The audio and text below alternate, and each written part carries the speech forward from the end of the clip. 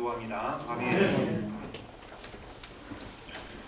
우리 우리나라 시인 중에 나태주 시인이라는 분인데 이분이 상당히 이렇게 사랑을 받는 그런 시인입니다. 이분이 어버이날 이렇게 아주 짧은 시를 하나 지었어요.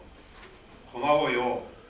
그냥 엄마가 내 엄마인 것이 고마워요. 고맙구나. 그냥 내가 내 아들인 것이 고맙구나. 이렇게 했습니다. 그래서 엄마가 이렇게 나한테 잘해주거나 또 특별하게 해주지 않아도 그냥 엄마가 내 엄마인 것이 가장 행복합니다. 감사합니다. 이렇게 하는 것이고, 또 부모는 네가 이렇게 잘나거나 똑똑하나 그렇지 못해도 그냥 네가 내 아들인 것이 고맙고 감사하다. 이렇게 전하는 겁니다. 우리가 신앙생활 할 때 신앙도 높낮이가 있는 거잖아요. 성경에도 낮은 수준의 신앙과 높은 수준의 신앙이 있고, 또 모든 신학자들도 신앙이라는 것이 단계가 있는 거다. 밑에 있는 것과 아래에 있는 것과 가장 상위에 속해 있는 어떤 신앙의 능력을 지닌 사람이 누구일까? 많은 사람들이 이렇게 생각해요.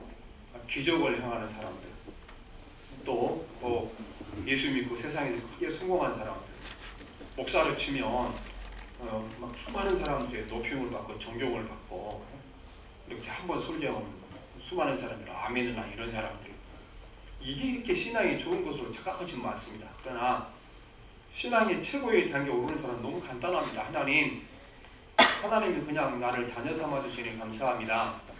이게 내가 신앙생활 때 가장 큰 기쁨이 지금은 거기서 나오는 것이고, 또 하나님이 내 아버지 되어 주시니 감사합니다. 여기서 모든 것이 출발해야 된다고 말씀인 것입니다. 나머지 다른 것에서 내가 신앙 조건을 찾고자 하면 그거는 낮은 수준의 신앙인 것입니다. 신앙생활할 때 단순한 거잖아요.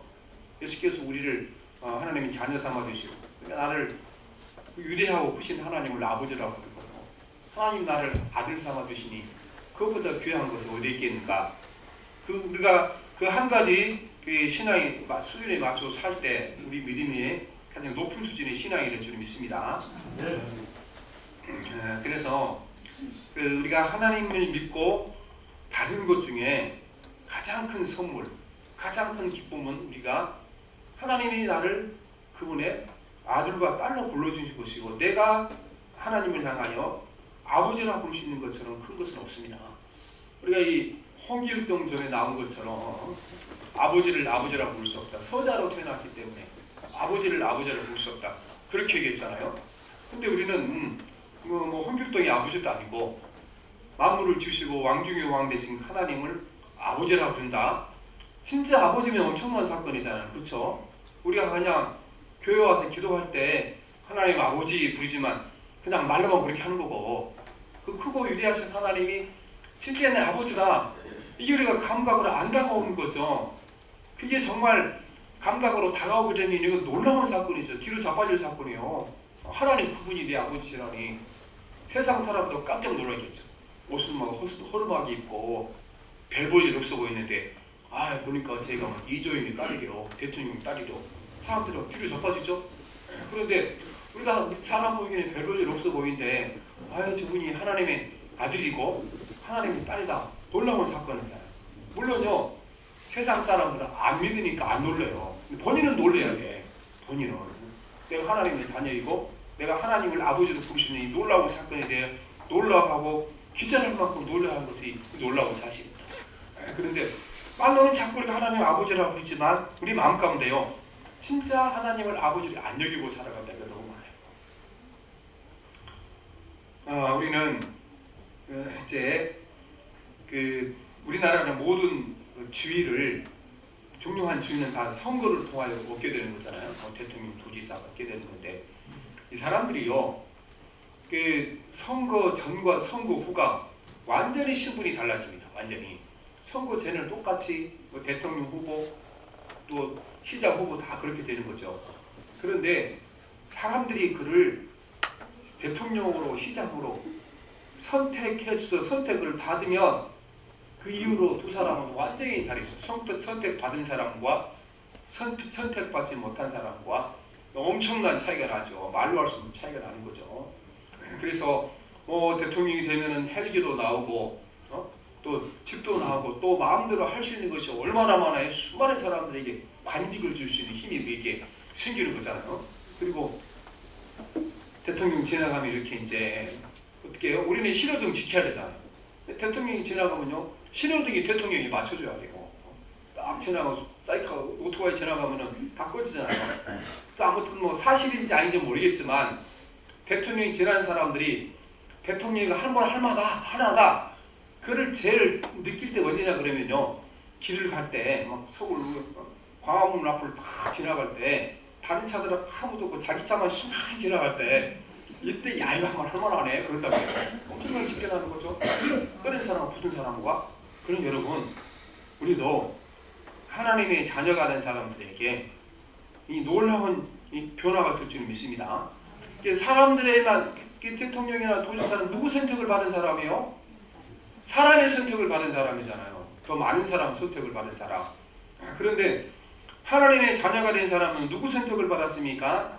하나님 우리를 선택해 주셨으니까 우리 하나님의 자녀가 된 것입니다. 하나님의 자녀가 된 거. 우리는 뭐 이렇게 예수 믿고 기도해서 뭐 이렇게 큰 집이나 사거나 돈이 받거나 내가 뭐 직장에서 승진되거나 자녀들이 잘 되거나 뭐 그래야 뭐 내가 하나님 믿는 이렇게 효과를 본 것 같다 그렇게 생각하는데, 하나님 믿는 진짜 큰 효과는 무엇이냐 그러면은 내가 그 높으신 하나님을 아버지라고 부르고 하나님이 나를 자녀라고 불러준 것. 이게 예수 믿고 받은 가장 큰 효과예요. 근데 이게 눈에 안 보이니까 별로 우리가 중요하게 생각하지 않죠. 또 자랑하지도 않고. 어디 가서 여러분 자랑한 적이 있습니까? 높으신 하나님이 내 아버지다. 나는 그분을 아버지라고 부르고 그분이 나를 아들이라 딸이라 보시면 자랑하지 않잖아요.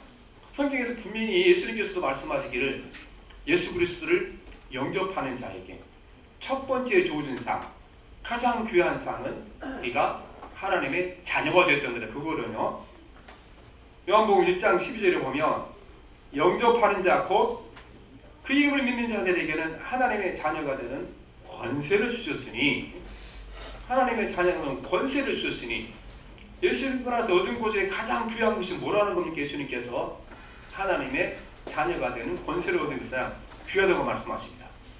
오늘 말씀에 같은 말씀을 사도 바울이 다른 표현으로 쓰거든요. 26절 봅시다. 시작. 너희가 다 믿음으로 말미암아 그리스도 예수 안에서 하나님의 아들이 되었으니, 또 막 딸이 되었으니 이만 없다고 소문하게 생각하지 마세요. 이 안에 딸이 되었으니 다 포함되어 있습니다. 요즘은 이제 그 성경을 번역하나 신학을 쓸 때요, 이렇게 아들이 되었으니 이 말만 쓰면요 상당히 비난을 받아요. 반드시 그 뒤에다가 이제 가로 안에다가 딸이 되었으니 꼭 넣습니다. 그러니까 딸이 되었으니 이 말 없다고 소문하게 생각하시면 안 돼요. 이 안에 다 들어있습니다. 아들이 되었으니 가장 중요한 말씀인 것입니다.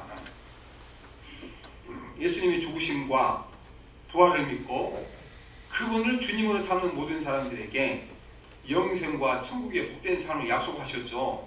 그런데 이보다 이전에 받은 복이 있어요. 더 중요한 복, 하나님의 자녀가 된 복입니다. 우리가 하나님의 자녀가 되는 복을 받았으니까 하나님이 집인 천국에 가서 영원히 살게 되는 것이잖아요. 그래서 천국과 영생을 얻는 복보다 더 중요한 복이 무슨 복입니까? 우리를 하나님의 자녀 삼아주신 복이 더 큰 복인 줄 믿습니다. 그리고 하나님에게 복 주신 것은 그분이 우리에게 자녀이기 때문에 복을 주신 것입니다. 사랑하는 자녀이기 때문에 복을 주시는 거지 내가 뭐 하나님께 잘했다고 벌고 받는 것은 아닌 것입니다. 우리가 보면 이웃집 아이는 착하고 막 공부도 열심히 하고, 그 다음에 근데 가난하고, 옆집 아이들은 또 우리 집 아이들은 공부도 못하고 겨울 학교도 안 다니고, 그래도 나중에 이제 뭐 대학교를 가거나 또 중학교도 고등학교 올라갈 때 그런 아빠 봤어요? 너 비록 남의 집 아들이나 너 싹수가 있다, 공부도 잘하고 머리가 좋으니까 내가 네 등록금 대줄게, 그런 사람 봤어요? 없잖아요. 공부 못하고 또 모델 같아서 누구 자식 대주죠? 자기 자식 대주지. 누가 남의 자식 누가 대줘요. 그래서 아들이 중요한 거예요. 딸이 중요하고, 딸이 중요하고 아들이 중요하고, 아들 된 것이. 우리가 하나님의 아들 되고 자녀 됐다는 것이 얼마나 귀한 것을 모두고 살아가는 것입니다. 아브라함이 그 후손들에게 기업을 줬잖아요.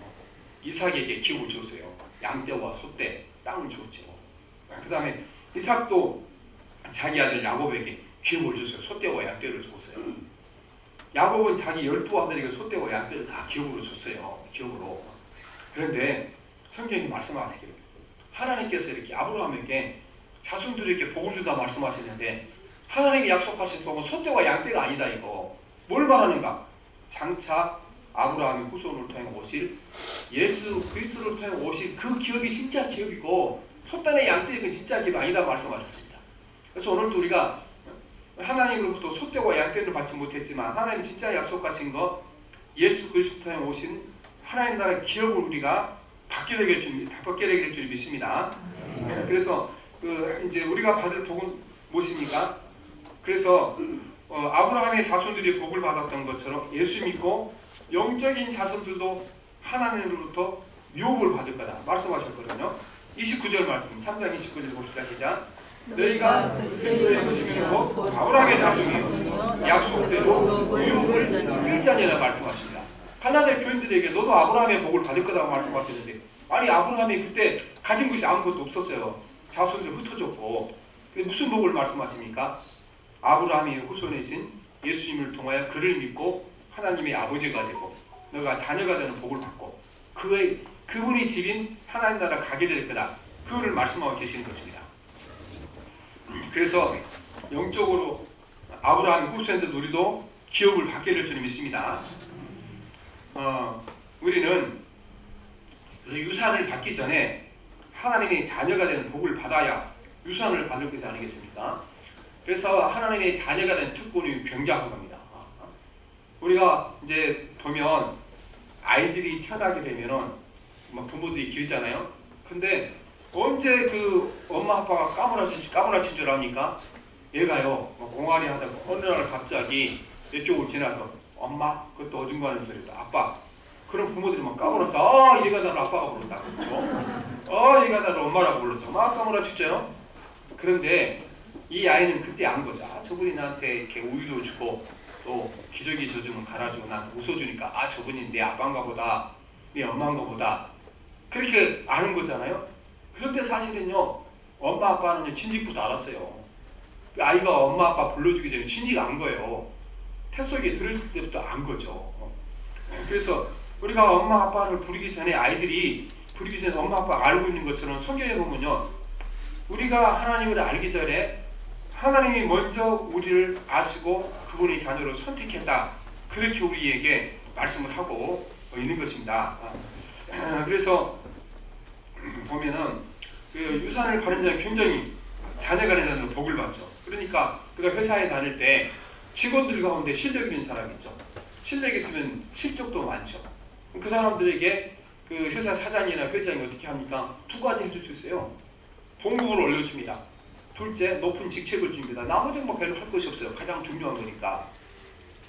그런데 아무리 똑똑하고 아무리 실적을 많이 올려도요. 그거를 그 직원에게요. 회사를 전체로 유업으로 넘겨주지 않습니다. 그보다 똑똑하지 못하고 실적도 없어도 회사를 유업으로 받을 사람, 기업으로 받을 사람 누가 받습니까? 아들이 받아요.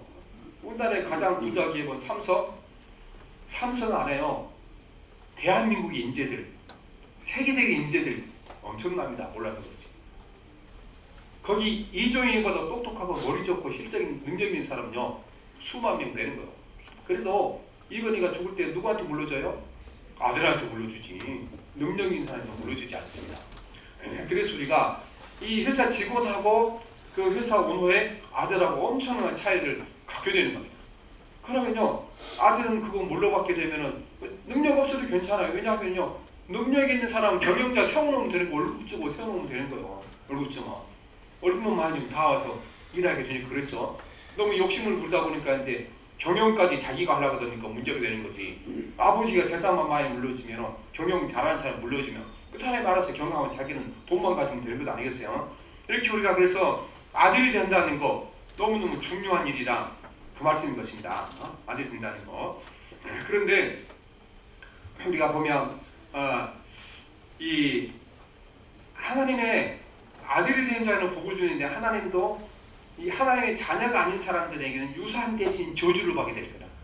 예수 그리스도 구주를 믿고 하나님을 아버지로 섬기지 않는 사람들에게는 복을 받는 것이 아니고 반드시 저주를 받을 거다 말씀하시는데, 에베소서 5장 5절 6절에서 보면 너희도 정녕 이것을 알거니와 음행하는 자나 더러운 자나 탐하는 자 곧 우상 숭배자는 다 그리스도와 하나님 나라에서 기업을 얻지 못하리니 누구든지 헛된 말로 너희를 속이지 못하게 하라.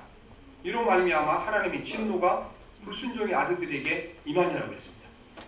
그들에게 아들의 유업 대신 저주를 받으라고 말씀하시는 것입니다. 우리는 예수 그리스도를 모르는 사람들, 예수 믿기 전에 있었던 사람들, 성경에 이분들을 다 마귀의 자손들이라 이렇게 말씀하십니다.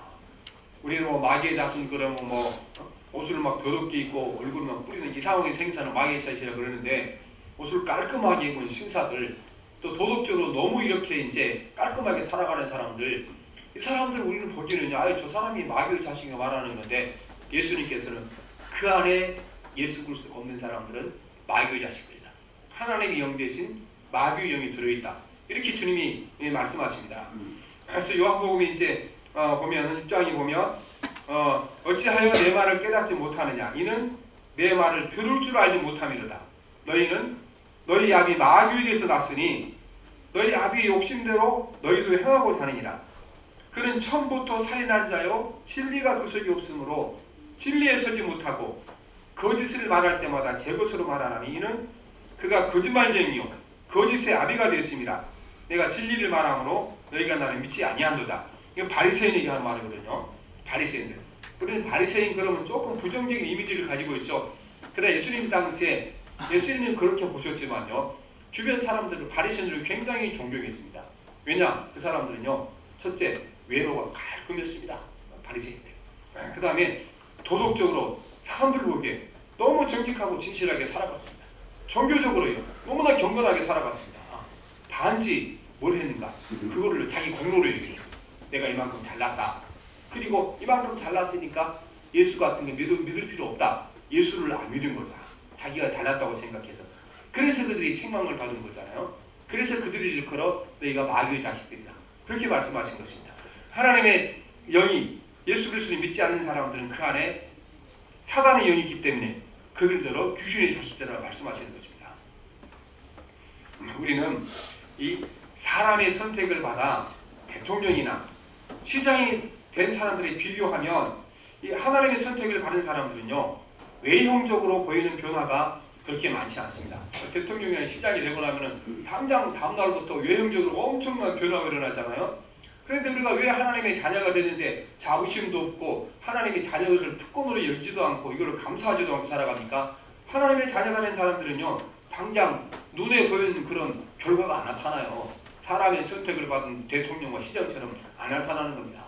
그래서 이제 요한일서 3세에 보면은 지금은 우리가 하나님의 자녀가 있다는 것이 나타나지 않는다. 그러나 장래에는 나타날 거다. 이렇게 말씀하신 것입니다. 우리가 하나님의 자녀가 된 진짜 그 증거는 장래에 주님이 재림하실 때, 또 우리가 이 땅을 떠나 주님 앞에 갔을 때 나타날 거라고 말씀하고 계시는 것입니다.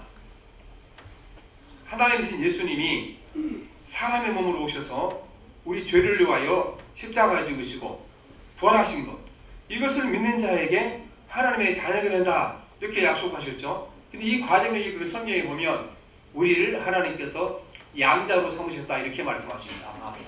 하나님의 진짜 아들, 참 아들은 누구, 친아들은 누구밖에 없습니까? 예수님 한 분밖에 없죠. 그런데 하나님께서 예수님을 통하여 우리를 어떻게 우리가 하나님의 자녀가 되었습니까? 하나님 우리를 예수님이 십자가 그를 믿는 자를 양자로 데려왔기 때문에, 하나님의 양자로 삼았기 때문에 우리가 하나님의 자녀가 됐다, 그렇게 말씀하십니다. 친아들은 예수님밖에 없죠.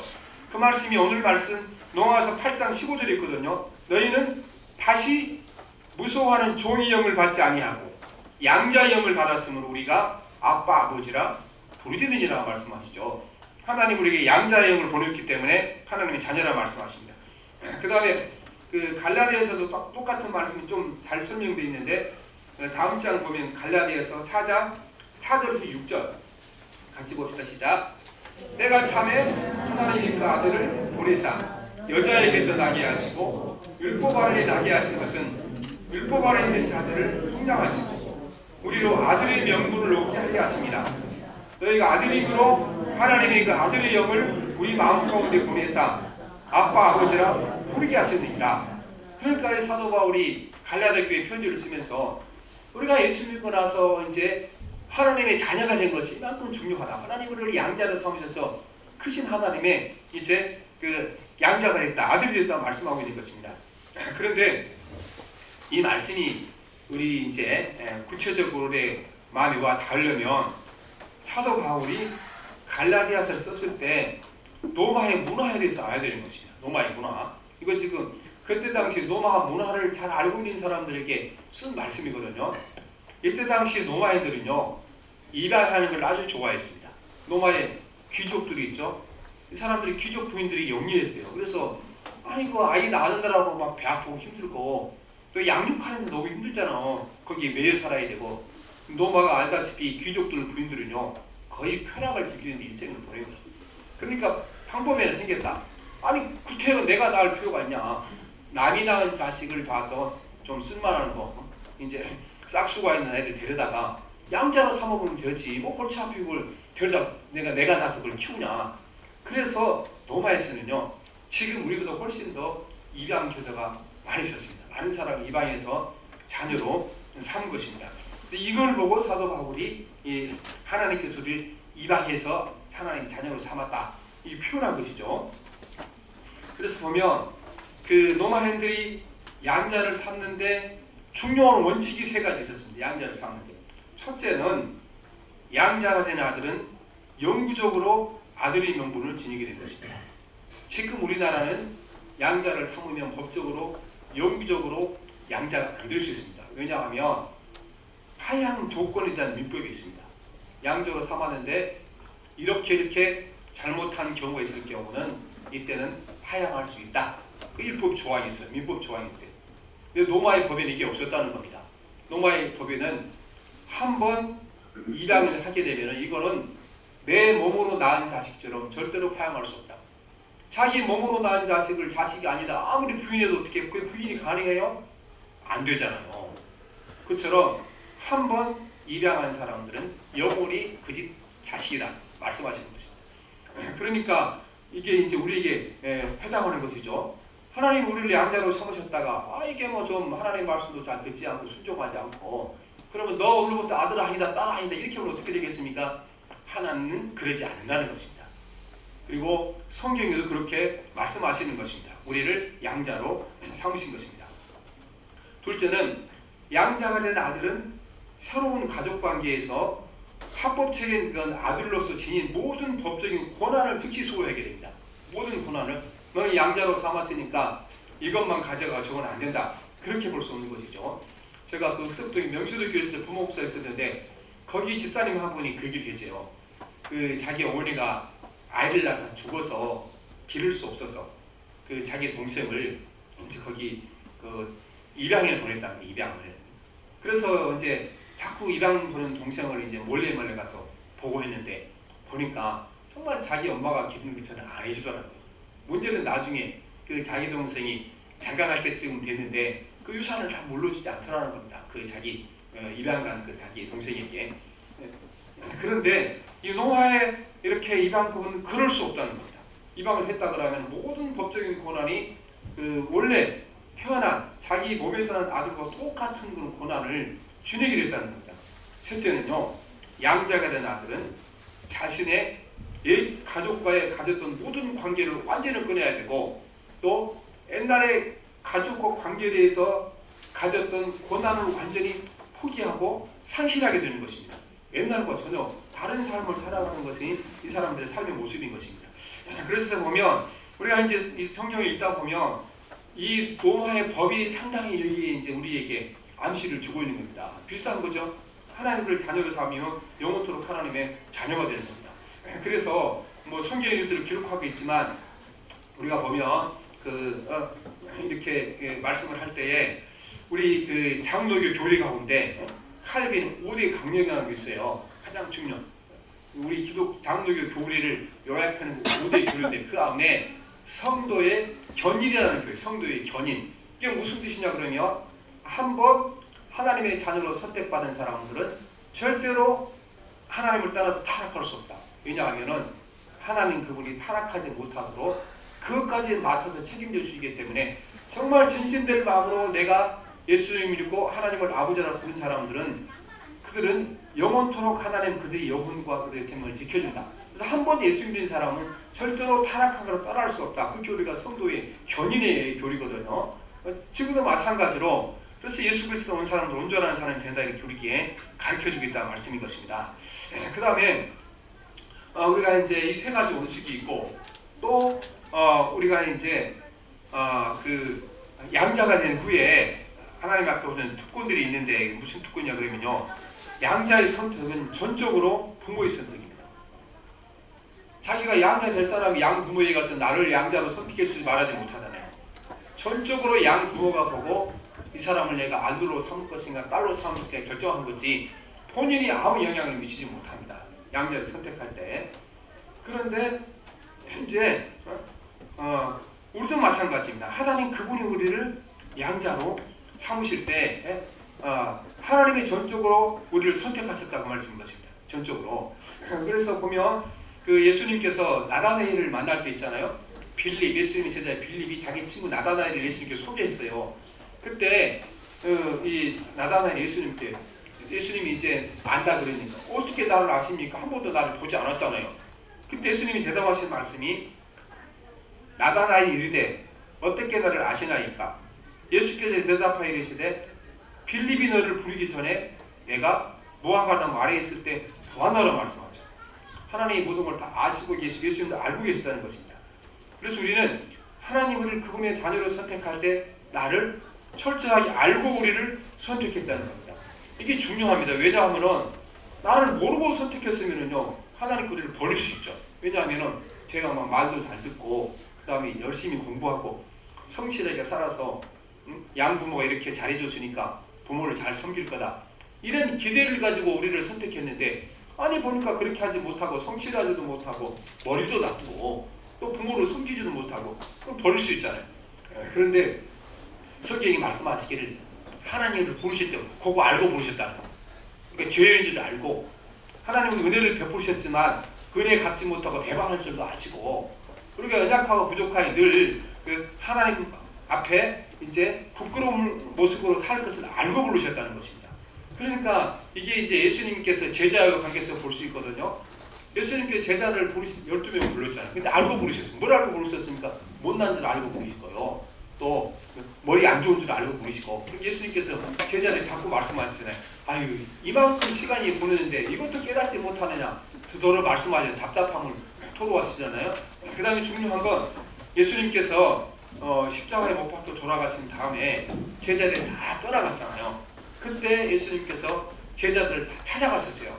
제자들이 예수님을 찾은 것이 아니고 예수님이 제자들을 찾아가신 것입니다. 왜 찾아가신 줄 아십니까?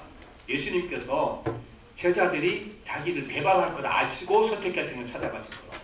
예수님이 말씀하시기를 내가 십자가에 못 박혀 죽게 될 텐데 너희 중에 한 명도 남지 않으면 나를 다 배반하고 떠나가리라 알고 있죠. 예수님께서 배반할 줄 알고 선택하셨으니까 배반한 그들을 다시 찾아가셔서 그들을 손잡아 주시고 제자로 살아가게 하셨다고 말씀인 것입니다. 그래서 우리가 늘 예수 믿고 살아가지만 늘 쓰러지기도 하고 넘어지기도 하고 또 부끄러운 모습을 보기도 하고 늘 살아가죠. 우리 예수 믿지만 사실은 얼마나 우리가 부끄러운 모습을 많이 하고 살아갑니까? 저도 여러분이 만약에 내가 하는 생각들, 내가 하는 행동을 다 알고 계시면요 창피하고 부끄러워서 여기 못 서는 거죠. 다행히 모르니까 내게 설교하는 거지. 그렇죠? 다행히 모르니까 다 하는 거지. 다 마찬가지요. 살아있는 우리 모든 걸 다 덮어놓아서 알고 자면은요 우리가 얼굴 내리고 밖에 못 돌아다니 어떻게 돌아다녀. 근데 그걸 누구는 아세요? 하나님 아시죠. 아시고는 선택했으니까 우리가 그렇게 부끄러운 일을 행해도 못난 짓 그들을 버리지 않고 떠나지 아니고 영원히 우리를 하나님의 자녀로 삼아주겠다고 말씀하고 계시는 것입니다. 그래서 둘째는 이제 뭐가 중요합니까? 이 입양을 받은 사람은요 입양을 받은 그 집안의 기품을 지키고 살아가야 됩니다. 이전에 어떻게 살았던 상관없이 이제는 입양을 받아 하나님 자녀가 됐으니까 입양을 받은 이 양부모의 집안의 모든 법칙과 원리를 따라 살아가야 되는 것입니다. 오늘 성경이 말씀하시기를 우리는 지금 예수님 말미암아 하나님 집안의 자녀가 됐으니까 이 예수님 가문에 속하는 가문이 되기 위해서는 우리에게도 한 가지를 해야 되는 겁니다. 뭘 하냐 그러면 우리에게 옷을 입어라. 옷을. 그렇게 말씀하신 것이 3장 27절 같이 봅시다. 시작. 누구든지 그리스도 합하기 위하여 세례를 받은 자는 그리스도로 옷 입으느니라 말씀하시는 것입니다. 그리스도로 옷 입으느니라 말씀하죠.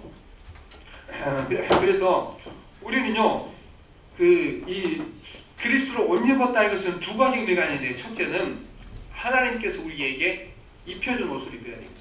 그 옷은 무슨 옷입니까? 그를 성경에 일컬어 의의 옷이다. 의의 옷. 예수님께서 우리에게 의의 옷을 입혀줬다고 말씀하시는 것입니다. 이것은 무엇을 말씀하게 되냐면 우리를 하나님께서 칭의, 한자로 칭이라고 그러죠. 의롭다고 우리를 봐준다는 뜻이죠. 의롭다고 간주해주는 뜻이죠. 왜 의롭다고 간주해주는가? 예수 그리스도의 주신 주님이 우리를 위해 십자가에 못 박혀 죽으시고 죄를 용서하셨기 때문에 예수님의 옷을 입게 되면요, 우리 죄가 하나님 앞에 보이지 않습니다.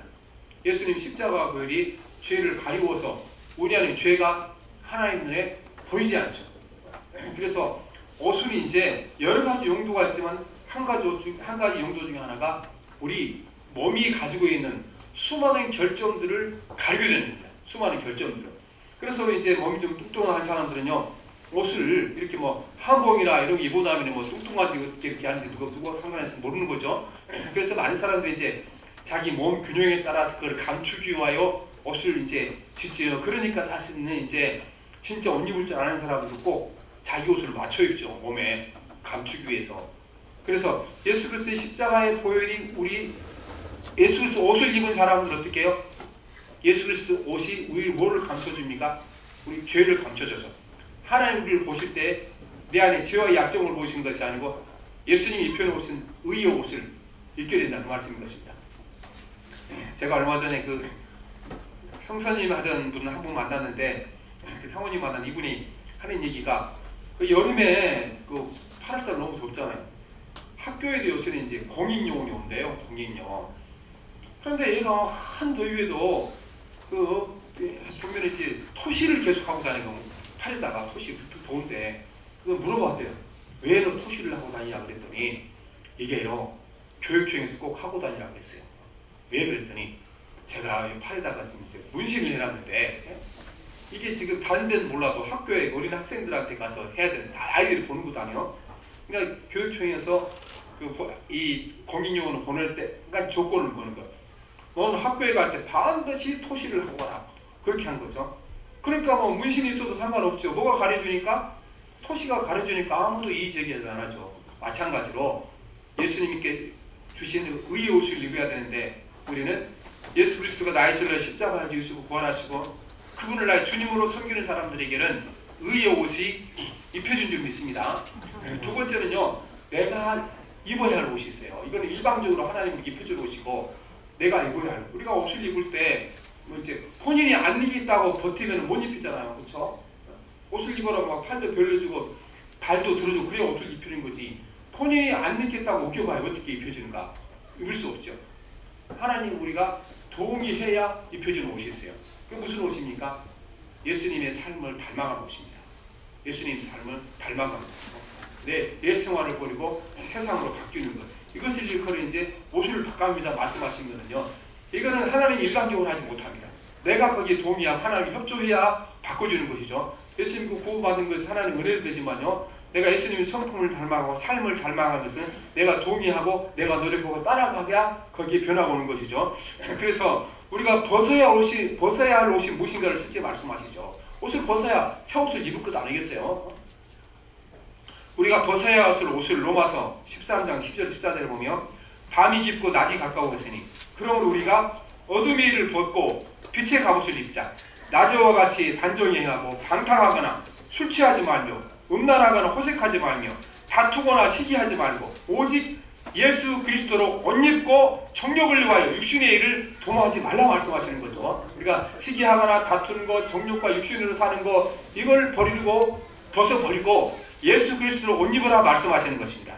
그 다음에 골로새서 3장 8절 10절에 보면 우리가 벗어야 할 옷과 입어야 할 옷을 말씀하시는데 이제는 너희가 이 모든 것을 벗어버리라. 곧 분함과 노여움과 악의와 비방과 너희 입에 부끄러운 말이라. 너희가 서로 거짓말하지 말라. 옛사람과 그 행위를 벗어버리고 새사람을 입었으니 이는 자기를 창조하신 이의 형상을 따라 지식에까지 새롭게 하심을 입은 자녀라 말씀하시는 것입니다.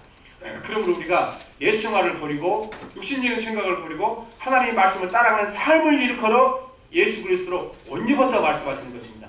주님의 거룩하심과 그분의 선하심을 닮아가는 삶을 일컬어 그리스도로 옷 입었다 말씀하시는 것입니다. 그런데 여러분들 우리가 이게요 한 가지 동기가 있어야 됩니다. 어떤 동기가 있습니까? 내가 하나님 집안에 이제 거기 구성원이 됐다. 내가 하나님의 자녀가 됐다. 이 하나님의 자녀가 된 것이 자부심을 가져야 이것이 바뀌어주는 것이지 그렇지 않으면 바꿔주지 않습니다. 우리가 예수 믿고 나서 내가 하나님의 자녀 된 것이 이것이 가장 귀하고 가장 복된 거다. 이게 마음속으로 느껴지지 않게 되면요 절대로 삶이 변화되지 않습니다. 그래서 보면 예수 믿은 다음에 우리가 과거의 세상적인 건 육신적인 건 벗어버리고 영적인 건 예수님 삶을 닮아가라. 이렇게 이 옷을 바꿔입으라 그랬죠. 근데 우리가 내가 하나님의 자녀라는 자부심 얻게 되면요 엉뚱한 것만 바꾸는 데 신경을 쓰는 거예요. 하나님 내가 예수 믿었으니까 집을 좀 큰 집으로 이사가게 해주셔서 말씀하시는데 예수님 하나님의 자녀가 된 다음에 내가 작은 집에 살았으니까 큰 집 이사가라. 그렇게 성경에 기록이 안 돼 있죠. 그래서 욕심을 버리고 작은 것에도 만족하고 살라고 말씀하셨잖아요. 근데 우리는요 예수 믿는 한 엉뚱한 걸 바꾸려고 집을 바꾸려고 그러고 내 주의를 바꾸려고 그러고 어디 가서 내 권세를 세우려고 그렇게 말씀하시는 거죠. 그래서 우리가 내가 하나님 앞에 자부심을 가질 때 하나님의 자녀는 자부심을 가질 때 어떻게 돼요? 우리가 삶을 바꿀 수 있는 것이고 또한 옛생활을 버리는 것이 우리에게 쉬워지는 것입니다. 사람들은요 이 자부심을 가질 때 다른 걸 버리는 것이 쉬워지는 겁니다. 제 친구가 이제 그 육사를 다녔거든요. 근데 가끔 휴가 오게 되면 이제 저와 함께 뭐 육사 들어가기 전에 함께 길거리에서 이제 막 떡볶이도 먹고 그 다음에 오뎅도 옛날 오뎅국 말했잖아요. 먹었잖아요. 근데 얘가 1학년 간다고 딱 와서 이제 지나가다가 저 오뎅국 같은 걸 한번 먹자 그랬더니 안 된다는 거야. 왜 안 되냐니까 지금은 어떤지 모르겠는데 그때 육사 규율에 절대로 길거리가 10km씩 먹으면 안 된다는 게 육사 규율에 이게. 그래서 어떻게 그 육사 옷을 입고 거기 떡볶이를 먹을 수 있냐. 그거 붕어빵 먹고 거기 입술에다 이렇게 이제 팍 찢기기가 끼면 되냐. 안 된다는 거게. 그런데요 그 친구 보니 그걸 자부심을 느낀다. 나는 육사 생도기 때문에 이렇게 안 먹는다. 이거를 귀찮고 나는 얽매를 생각한 것이 아니고 자부심을 가진 거예요. 나는 육사 생도기 때문에 이따위도 다 먹는다. 그렇게 하는 거죠. 우리도 마찬가지인 것입니다. 우리가 내가 하나님의 자녀라니 귀한 기쁨을 가진 사람, 귀한 신분인데 내가 어떻게 감히 세상과 같은 걸 구하고 세상과 같은 걸 추구하고 살아갈 수 있는가? 그래서 세상과 사람이 달라질 수밖에 없는 것이죠. 우리가 보면 신약성경에도 비슷한 얘기 나와요. 예수님께서 부자와 나사로가 기회를 주셨잖아요. 부자는 하나님 자녀 아닌데 어떻게 했어요? 농토도 많고 집도 큰 집이고 종들도 많고 그랬잖아요. 농사도 잘 되고. 그런데 하나님의 자녀인 나사로는 어떻게 했죠? 나사로는 먹을 것이 없어서 그 부잣집 대문 앞에 가서 이제 찌꺼기를 먹고 살았잖아요. 그런데 예수님 이야기에서 보게 되면요, 이 나사로가 내가 이렇게 부잣집 집 앞에 가 찌꺼기를 얻어먹고 한다. 아이고 뭐 자존심 상한다. 이런 느낌이 전혀 없잖아요. 사실 이건 근데 그 실제로 있었던 얘기 아니잖아요. 예수님께서 가상으로 만드는 얘기인데 이 한 예수님께서 그런 걸 말씀하신 거예요. 네가 이렇게 세상에서 뭐 큰 집에 살지 못하고 높은 지위를 가지 못하고 또 사람들은 존경받지 못한다 그래서 그게 문제가 되지 않는다. 이 얼마나 무시를 당했습니까? 이 나사로가. 그런데도 이 나사로가 그 마음까지 자부심을 가진 거죠. 나는 이래봐도 하나님의 아들이다. 이 부잣집 자녀하고는 비교할 수 없는 하나님의 자녀다. 나는 하나님 나라에서 영생을 누릴 거다. 그러니까 부잣집 가서 음식을 먹고 살면서도 저런 마음이 이렇게 낙심하지 않잖아요. 그리고 하나님 나라를 이뤘다고 말씀인 것입니다. 그래서 우리가 이 부자 나사로가 가졌던 어떤 우리가 자부심을 가져야 되는 것입니다. 내가 비록 세상에서는 높지 못하고 가난하게 살아가고 사람들한테 높임을 받지 못하지만 나는 전능하신 하나님의 자녀이다. 그 자부심을 가져야 될 줄을 믿습니다. 여러분들 우리가 또 하나 있어요. 우리가 보면 우리 동화책에 보면 거지의 왕자 표가 나오잖아요. 어느 날 왕자가 어떤 거지의 옷을 바꿔 입었어요. 근데 두 사람이 얼굴이 거의 비슷한 거예요. 그래서 나갔더니요, 이제 그 거지는 왕자는 대접을 받고, 왕자는 밖에 나갔더니 거지 취급을 받는 거. 사람 발로 차기도 하고 막 침을 뱉기도 하고 그런 건데. 그런데 그 동화에 보면 무엇이 나옵니까? 이렇게 사람들한테 구박을 받고 모멸을 받지만요, 그 마음속에 확신이 있어요. 어떤 확신입니까? 내가 비록 이렇게 다른 사람 보이게 이렇게 이제 거지처럼 보여서 매를 맞기도 하고 쫓겨나기도 하고 내 얼굴에 침을 뱉기도 하지만 확신했죠. 뭐가 확신했습니까? 나는 분명히 왕자다.